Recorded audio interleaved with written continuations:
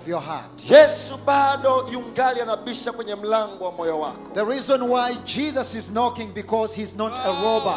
Sababu kwa nini Yesu anabisha ni kwa sababu yeye sio kibaka au jambazi. He will not enter until you open the door of your heart. Hata ingia mpaka umfungulie mlango wa moyo wako. Jesus is a lover but not a robber. Yesu ni mtu mwenye mapendo wala sio kibaka. He cares for you and he knocks at the door. Anakujali na anabisha kwenye mlango wa moyo wako. Jesus is knocking at the door of your heart. Yesu anabisha kwenye mlango wa moyo wako. It's not too late tonight. Bado hujachelewa jioni ya leo. You don't know what is going to happen tomorrow. Haujui kitakachotokea kesho. We know what is happening now. Tunajua kinachotokea sasa. But we don't know what is going to happen in the next hour. Lakini hatujui kitakachotokea saa inayokuja. The best insurance you can have, kitu pekee cha uhakika unachoweza kuwa nacho, it is you to allow Jesus to enter in your life. Ni wewe kumruhusu Yesu kuingia kwenye maisha yako. Because after this life, maana baada ya maisha haya, there is another life forever. Kuna maisha mengine ya umilele. Life in eternity. Maisha ya umilele. If you did not allow Jesus to enter in your heart, kama hujamruhusu Yesu kuingia moyoni mwako, you cannot live your life after this life in eternity with joy. Hauwezi ukaishi maisha yako mengine yajayo kwa furaha. This is the moment for you to ensure your life with Jesus. Huu ni wakati wako kuhakikisha maisha yako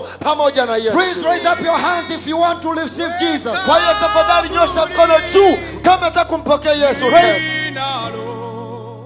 Yazidi yote asifiwe Mungu.